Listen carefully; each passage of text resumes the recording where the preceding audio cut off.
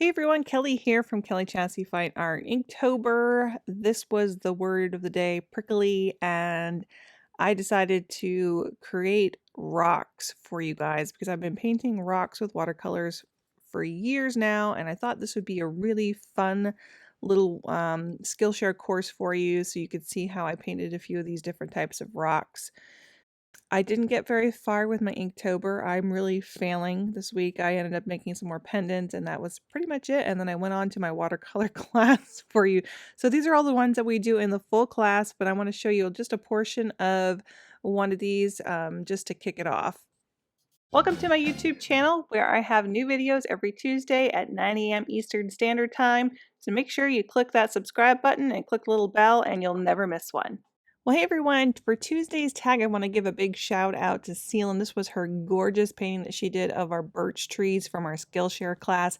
And speaking of Skillshare classes, I am feeling so grateful. I can't believe this. We have over 100,000 minutes watched now in my Skillshare classes, which is absolutely incredible. So if you are new to Skillshare or you're not familiar with Skillshare, you can sign up for a free 2 months. So there are a couple of ways that you can sign in to become a premium member. You want to look for either start your free trial, a free month, or that little green button that says Go Premium. Up here it's at the top at the banner, but it's in different places depending on what page you're on. But once you hit that Go Premium or click to redeem, not the sign up button, but the premium one, it should take you to this page to sign up. And I'm putting a link here up at the top right-hand corner, so you can click on that white bar and it will take you to my website where you can sign up for that. You can actually watch all 28 of my classes on there to start, so you have 2 months to watch them all. So go ahead and check that out. So anyway, for today, we're going to start off with painting some rocks. This is a portion of my Skillshare class that's coming out very soon. I'm working on it today. Hopefully I'll have it up soon for you, hopefully this week.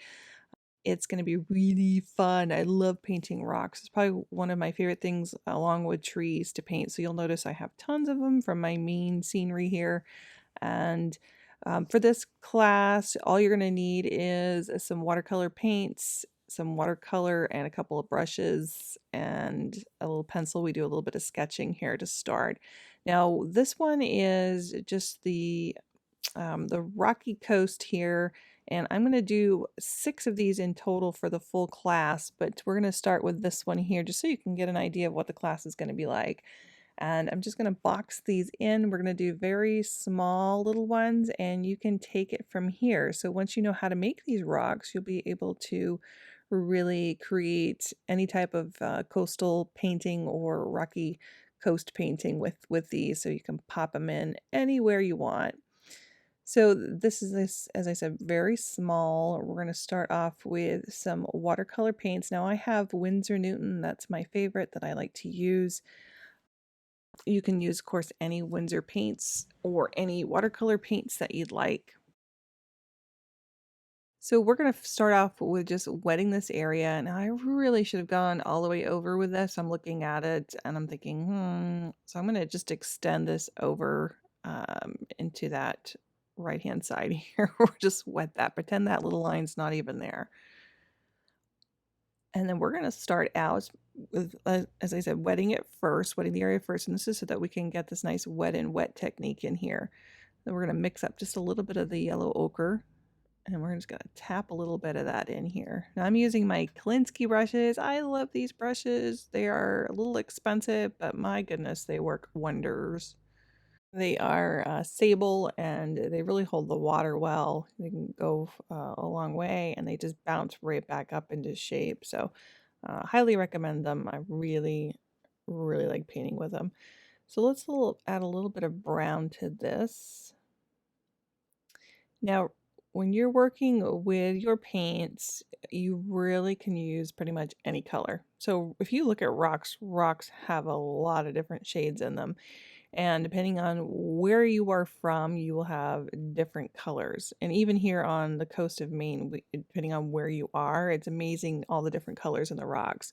Some you'll find have a lot of brown, some are tan, some are more gray, some have almost a purple or a blue hue to them. So a lot of variations.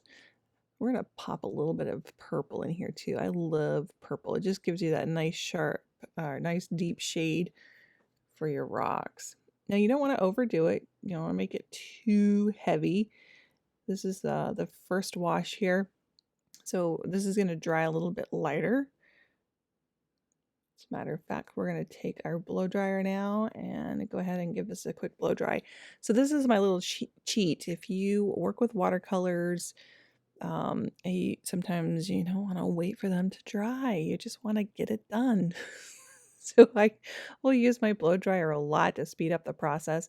You just want to make sure you're holding it far enough away from your paper so that it doesn't cause any problems with your paper, make it buckle or get too much heat on your paper, because it can mar your paper and get too hot. So just hold it in lukewarm air and at least 6 inches away from your paper. And by the way, I'm using Arch's watercolor blocks for this. They're really good to take with you if you're doing journaling or if you're doing some plein air, or just a really easy way so you don't have to tape down your paper, because they're already attached right to the block. So they have a bunch of different sizes for that. So I use that a lot. So I'm going to tap off a little bit extra paint here. We don't want too much. And now I'm going to take the brush and turn it sideways here. And we're going to do a dry brush technique, because this is all dry now, the background. And you can see how I can make this little scuffing motion across here to make it look like there's texture in those rocks. I'm just dragging that dry brush over. Now the key to this is not having it too wet, because then you no longer have a dry brush technique, because it gets too watery and then it wants just to do another whole glaze on top. So use this sparingly. Don't let it go too far away from you, or else you'll have it completely wet and you won't get that nice texture in there. We're going to add just a little bit more darkness along the bottom here. And you'll notice when you look at rocks from a distance, the shadow really hits that edge in the bottom, and it's usually a little bit darker down there, and that's where the water is, so the water will make it wet, which indeed turns it darker. So you can see that's pretty much it, and that looks like rocks. Maybe off from a distance. Really simple, really easy to do. So we're going to dry this again, and then I'm going to show you how I create a little bit of texture in there with using the black Sharpie. So we're going to give this another quick blow dry here, doing that same thing, keeping it at least 6 inches away on a nice cool setting. Very important that we dry it in between. If you try to use a black Sharpie while this is wet, it's going to run on you. So here we are close up here. So I'm going to do a little bit of definition in the bottom here. And just shape the edges of that rock. Oh, I do want to tell you guys about this awesome thing that I just got. You can see how neat and organized this is. This is a rack, and it's from Amazon, and I'll give you the link for that as well down below. But it holds like over 100 bottles of alcohol ink. It's made for your nail polish, and you may have seen this before. But I've had the small ones that you can sit on your desk. This one actually hangs on the wall, so it keeps it up and out of your way. It's super, love it. So I wanted to share that information with you guys. So back to painting or adding some more details with the rocks here. This Sharpie, just gonna follow that little bit of the shape going down and squaring them off. You can make them round if you have more round rocks in your area, but there's no right or wrong with that. You're just gonna scribble some in here and give it a little bit of definition. Simple, really easy to do. Maybe a couple little hash marks here and there, so it looks like a little bit more texture in here if you want. You can really square them off. They're quite jagged here on the coast in a lot of places. Some of them have round areas though. Maine is really beautiful. It's different everywhere you go. It's amazing.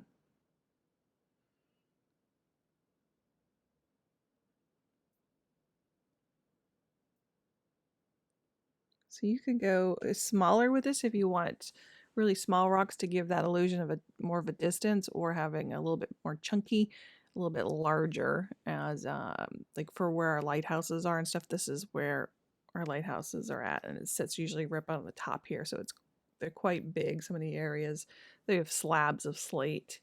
So this was my inspiration piece. This is another one that we'll be doing. I'll show you how to do this one and 5 others in the full class. So go ahead and check that out. Also have the alcohol inks and doodle class that just came out last week, and also the fall watercolor one. So if you missed those, you can check those out. So I hope you enjoyed this, and we'll see you guys next Tuesday. Take care.